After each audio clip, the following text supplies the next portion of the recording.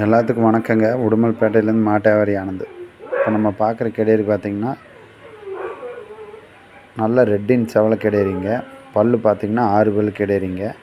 இப்போ ஈன்னா 2 நீத்துங்க. இந்த கிடேரி எப்போ இருந்தாலும் ஒரு நாளைக்கு ஒரு 2 நேரம் சேர்த்து ஒரு 5 லிட்டர் கறக்குங்க. 8, 7, 5 லிட்டர் கறக்குங்க ஒரு நாளைக்கு. நல்ல கோலங்குரியான கிடேரி, நல்ல உடம்பு சுத்தமான கிடேரி, நல்ல மடிகாம்பு ஒரிசல், நல்ல பிரீடு கிடேரிங்க.